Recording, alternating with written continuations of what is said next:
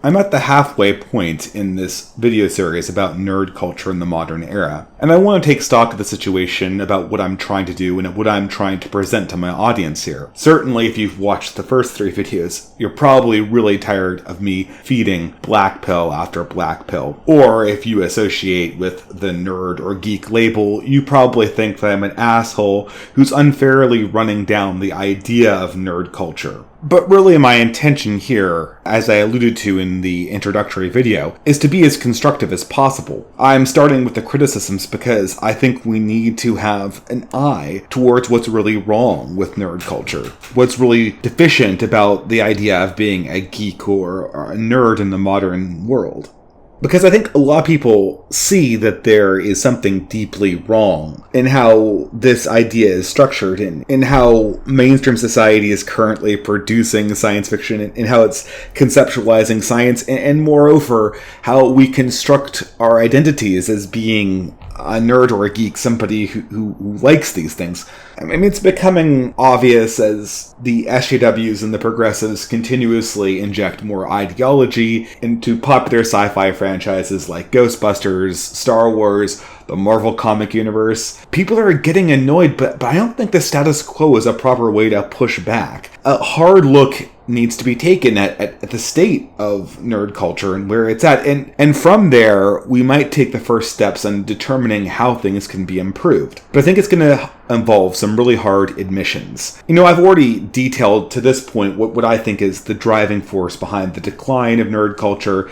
It sort of exhibited pathologies. But even with that done, I think some further acknowledgements are needed, some hard ones. And these acknowledgements might be even harder than the original diagnoses. Because as much as I've loved being part of an online community that made opposition to the SJW takeover of popular media sort of a centerpiece of its main objections, there's something that just needs to be said before we can take the next step at actually fixing the problems of the status quo. And what needs to be said is that Anita Sarkeesian was right. Everything is sexist, everything is racist, everything is homophobic, and you have to point it all out.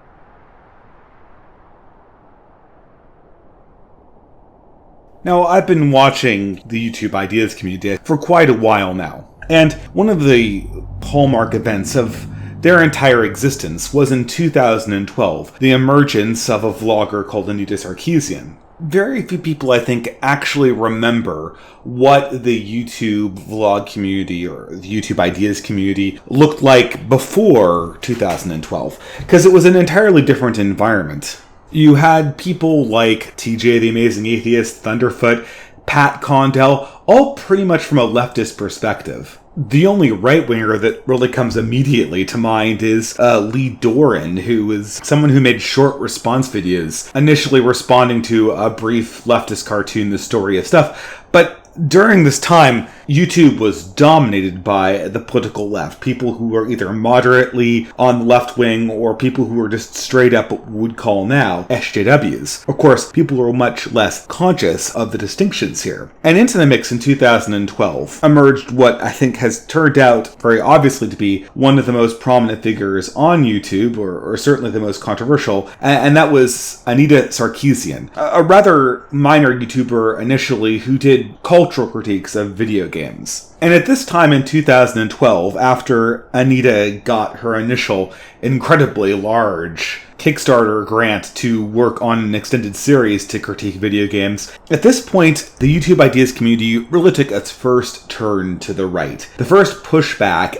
against a major progressive figure that really I could remember. And I know the old atheists like TJ, they'll probably describe themselves as being moderate, but really they weren't. With some rather minor exceptions, there wasn't a feminist principle these people didn't sign on to before 2012, and it really came down to this figure, Anita Sarkeesian, to instigate what has turned out to be a rather remarkable right-wing turn in one of the internet's largest social media platforms. So who was this figure, Anita Sarkeesian? And that persistently has been one of the main controversies. A lot of people see her as an opportunist. They look at her past history with get-rich-quick schemes and her very mercenary attitude towards video making as evidence that she doesn't really believe any of this. Other people see her as an ideologue, a blind fanatic, and of course people who see Anita Sarkeesian that way oftentimes reference her study of bell hooks, her association with Jonathan McIntosh. And, to a certain extent, we'll never know the true content of this woman's soul. But the role she played in 2012 and well into 2015 was to be a wedge for the atheist and skeptic community online. She brought a hard feminist critique against one of the most lucrative media industries that existed. I mean, at this point, playthroughs had just started to become really, really popular. This was well before Twitch and well before alternative platforms made this kind of media sort of its own thing. And YouTube was very much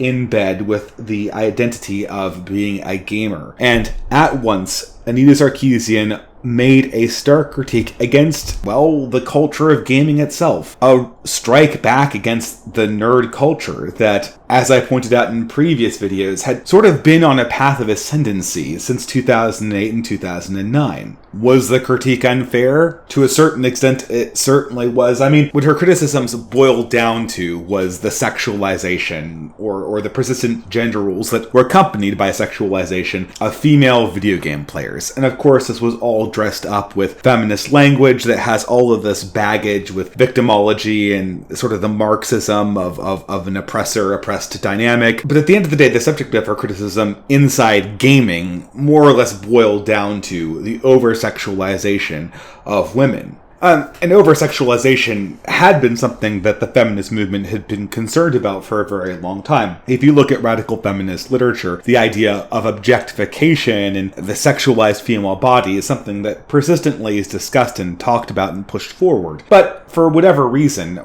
for very specific reasons, the feminist movement had a very, very difficult time pushing this radical feminist notion into a mainstream consciousness. I mean, there were some attempts by Catherine McKinnon and Andrea Dworkin in the 80s to turn feminism into an anti-porn movement, and this totally fell flat. More or less because this messaging of over-sexualization was directly at odds with the other progressive narrative of sexual liberation. And at the end of the day, the progressive movement had more wealthy backers who wanted sexual liberation, and fewer who wanted to satisfy feminists concerned about sexual objectification. And I think what Anita saw was a sort of vulnerability. The old media was dying, and in its place was arising this new media form. There weren't a lot of deep pockets who really cared that sex was criticized inside video games. Unlike, say, for instance, sexualization in pornography and in movies. And so this allowed Anita to essentially blow the dust off of 80s and 90s arguments made by McKinnon and Dworkin and apply them to video games with very, very little criticism from the typical interest groups present in the left. Now, I mean, for people who think this sounds like a conspiracy, and if you're a progressive yourself and watching this, just ask yourself, if Anita Sarkeesian's critique of video games is true, and the sexualization and objectification of women inside these video games, as it occurs for like these brief cutscenes and in the choices of some character designs, if that's actually having an impact on women that's negative, would not that impact be really rather minuscule compared to the impact of the sexualization and objectification of women as seen in pornography? But of course, the left wing would never criticize pornography because that again is part of sexual liberation, but it's all the same game. So in some sense, I will grant that there was a fair amount of hypocrisy, a fair amount of inconsistency consistency in Anita's critique of the gaming industry. And of course, in 2012, well on to 2016, there would be any number of YouTubers all too happy to point out these contradictions and hypocrisies. In fact, criticizing Anita sort of became a YouTube genre in and of itself. And in many ways, this counter-push was incredibly predictable. As a matter of fact, I would have a hard time believing that Anita did not expect the counter-push looking very much like this, because video game players were used to critiques like this coming from people like Jack Thompson, conservatives who had tried to censor video games along very similar lines, albeit more on the lines that they encouraged violent behavior in people who played them, and also more from a conservative point of view. But nonetheless, the criticism that depictions in games would have negative real-world consequences was at the center of the argument, and of course, because of the similarity, it was at the center of the counter-critique. As it turns out, there was very little direct evidence that depictions in video games had some kind of direct effect to the behavior of people playing those video games. And so this core factual observation, combined with the previous mentioned contradictions and topped off with a fair amount of "how dare you take away my video games," became the basis for a splinter of the skeptic community to grow very rapidly and almost become the real new base for the YouTube ideas community as we know it today. This is how people like Sargon got their start. This is how TJ the Amazing Atheist became less and less about atheism and more about pushing back against crazy progressive notions. And although I can't remember Karen Strong directly addressing Anita Sarkeesian in any of her initial videos, I'm certain that her sudden surge in popularity around this time had a great deal to do with the fact that for the first time, a lot of video game players, especially a lot of white male video game players, were beginning to feel the pinch from the progressive side of the political spectrum. And inside this community, leading well up into Gamergate, I saw sort of a bunker mentality forming, a sort of counter-activism develop in the wake of these criticisms by Anita. In many ways, people like Anita Sarkeesian were seen as sort of prime betrayers of some agreement that the nerd or gaming community had with the progressive coalition. These people always saw themselves as part a class that was on the outs with the mainstay of Western society.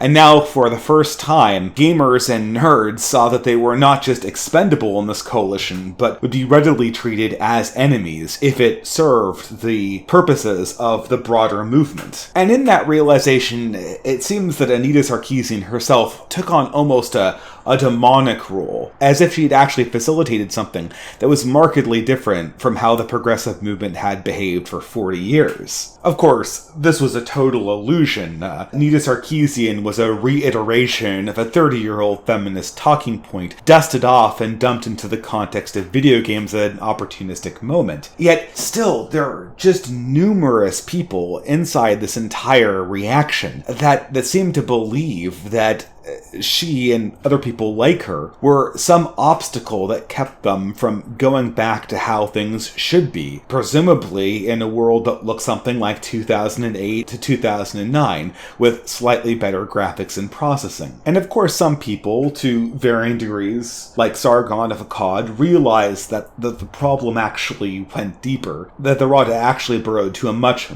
more fundamental level in the fabric of society than just one video game critic. Despite that, I still saw numerous people who basically treated the reaction against these characters as if they were an obstacle to going back and playing video games, to essentially making sure that the status quo carried on indefinitely. You could hear a lot of people saying things like, just get the ideology out of video games. Games should be about the games, about fun, not about trying to communicate some message that's preachy and puritanical. Besides, we have plenty of evidence to show that there is no correlation between the media we use and the behavior, so the factual premises are just totally incorrect. And, I get it. The studies that were being used were wildly exaggerated, and certainly the feminists trying to push this, most prominently Anita Sarkeesian, were the biggest group of killjoys ever. But the more and more I look back on this early battle between the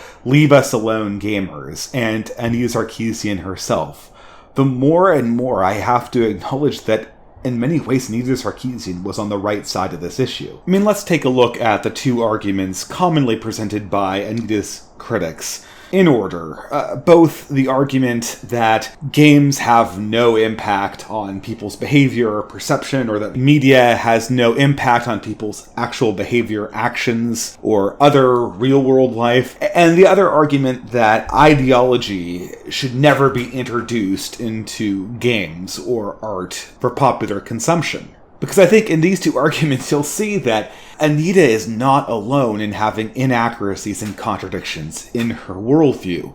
Starting with the first question about whether representations and things like movies and video games actually has real-world consequences. I understand that Gamergate and the people who are critical of Anita Sarkeesian are well armed with examples of how the studies used by the feminists and perhaps before them by Jack Thompson to demonstrate a strong link between representation and action are flawed and aren't significant. However, I know enough about statistics to realize that just because something is not statistically evidenced, just because we don't have resolution on it in the numbers, does not mean that it does not exist. And when we examine the basic claim that Anita was making, that images and narratives communicated in media have an effect on how we see and interact with the world, it's just blindingly obvious. Some effect has to exist at some level. Otherwise, nothing we do with media or nothing about how we consume media makes an inch of difference. And I think everyone knows at an instinctive level that that is not the case. And it's obvious, for instance, that our leaders think that media and media representations matter in communicating how people perceive the universe. I mean,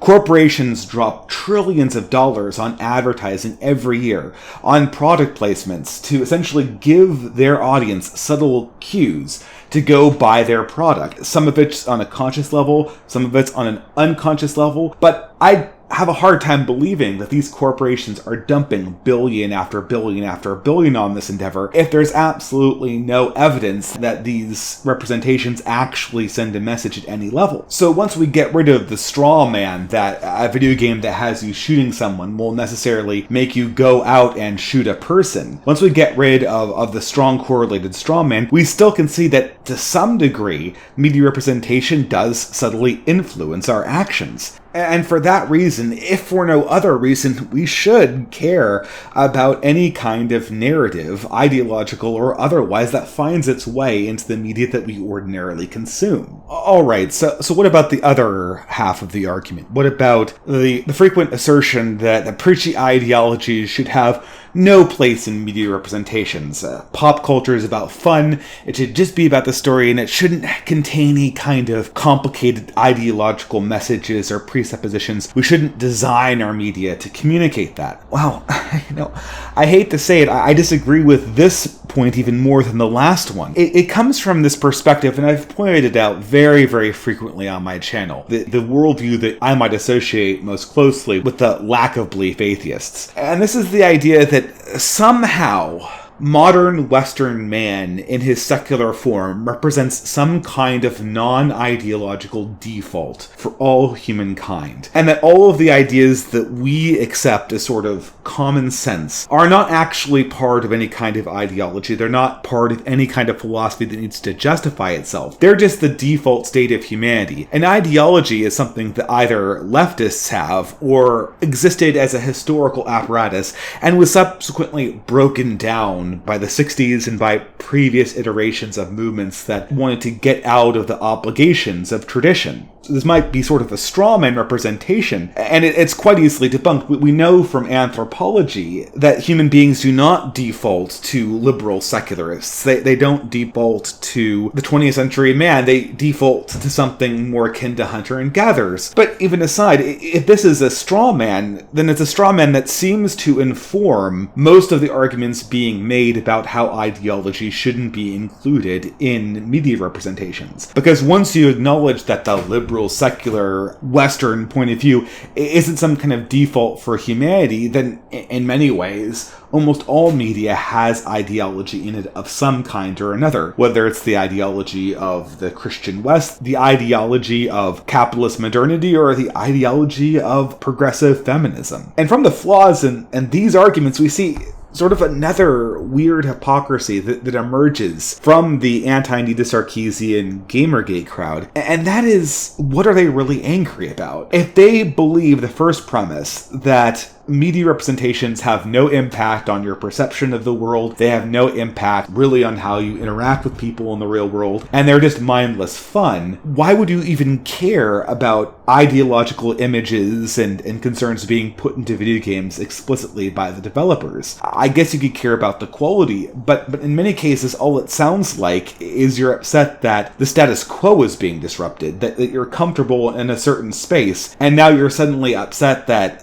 someone's rocking the boat, that people are moving from this comfortable status quo to something different. But again, if you have no belief that this actually changes anything in a meaningful sense, there's really no basis for an objection. People who watch this channel know I have deep disagreements with modern feminism in almost all of its waves, first, second, and third. But for a moment, perhaps, and I can't be the only person to have done this, might we imagine just putting aside our objections with feminists and putting ourselves in the shoes of progressives, and then looking back on the anti-Anita and Gamergate movements? In many ways, their critiques make a certain amount of sense. It does look like a bunch of complacent people comfortable in a nerd and video game culture, complaining that the status quo is changing because they're comfortable with it. And I can imagine asking myself in that position, like many progressives did ask themselves when looking at the anti-Anita Sarkeesian movement, why are they so angry? And for that reason, in some sense,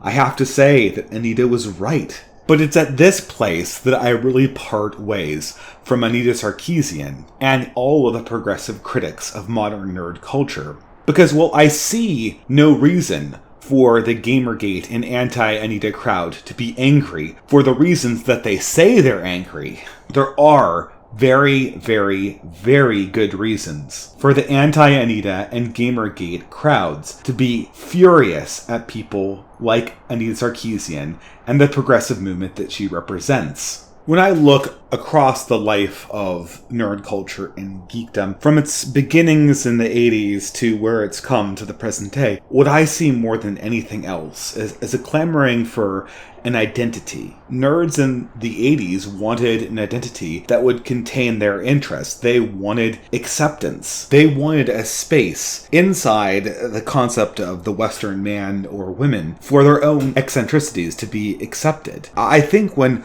a lot of people like me, growing up in the 90s and coming of age in the 2000s, what people like myself looked at and saw in nerd culture was a space rather for a straight white man to have some kind of identity that wasn't either some kind of vanilla culturalist square or the villain in some kind of grand historical narrative where every other demographic group defines itself as being oppressed by the identity that we're now forced to occupy. In many ways, and for a lot of reasons, nerd and geek culture provided an identity like that. It provided some way to be a rebel against that system, even while we were consuming the fruits of that system and really doing nothing more than playing games and pursuing eccentricities that we would probably have done otherwise. And the progressive movement was all too willing to feed off that and exploit it, to move more and more intelligent eccentrics into its own coalition of the oppressed as long as it needed them, to convince the former geeks, who are now high-powered executives at Google, that feminism was indeed their cause, and an extension of their own struggles. A fulfillment of the identity that they themselves held. It was this identity more than anything else, I believe, that was sought after by nerd and geek culture. And it's this identity that I think it has failed to really secure. And in light of this, it is all too easy to understand the enormous amount of anger that greeted people like Anita Sarkeesian and the other feminists who began criticizing nerd and video game culture. It was a betrayal. To many, the label nerd meant at some level fundamentally that the person with this identity would be eternally on the side of the angels, or eternally on the outs of a mainstream Western culture that was depicted as evil. This seemed to be the promise that the progressive movement made to the gamer and nerd communities, but of course, it was totally opportunistic. And this became immediately apparent in the wake of Anita Sarkeesian and later Gamergate. There was no identity in the word nerd or a geek that meant any kind of role or part as the defender of the downtrodden. The narrative could just as easily be rewritten with gamers and nerds as the villains. The people playing and watching all of this material generated out of Hollywood and the gaming industry weren't participants, and for all of the continuous fan service dropped on the nerd and gaming communities by their corporate partners, at the end of the day, these communities who thought they were participating in nerd culture, were simply consumers. And when the companies felt like they had to take an ideological direction opposed to those consumers' desires, they had no problem in simply telling them to shut up and buy. And in light of that, wither nerd identity, wither geek culture, what is there left? To acknowledge that you're just a consumer whore for a corporate entity that despises you? To admit that as much as you might have felt like an underdog in high school, the progressive movement is just as willing to use you as an oppressor figure in their narrative as long as it serves their political ends. And to admit that the very eccentricities that many said would be overlooked in a coming utopia would be essentially used against the community if push came to shove. I don't think that that is an identity that anybody wants. And of course there's really only two reactions to it. If you're someone who's made it, who's climbed the ladder and is in a position of power, maybe like Dan Harmon or Bob Chipman, you can convince yourself that this progressive motion is something that only the really smart people understand, and the angry consumers objecting to the shift are just the mindless sheeple that are beneath your own contempt. If you've had a certain amount of success, or if you have a certain kind of ego, that's probably not too hard to do. But for the mainstay of normie nerd culture consumers, that was not a feasible option. And so, nerd culture and geek culture is forced, in some sense, to fight. But to fight for what? What is the nerd or geek identity when liberated from consumerism, when liberated from complacency with the status quo? Is it just a reflection of existentialist nihilism? Or is something more needed? Is something more required? And here, I think we can transition the series away from the criticism and on to exploring building something new. How could nerd or geek culture really live up to the promise it seemed like it had in the 80s and 90s? Could people convinced that this was their identity find something else that would be edifying, that would give them self-respect, and that would encourage them to keep on building and keep on fighting for what they truly believe in?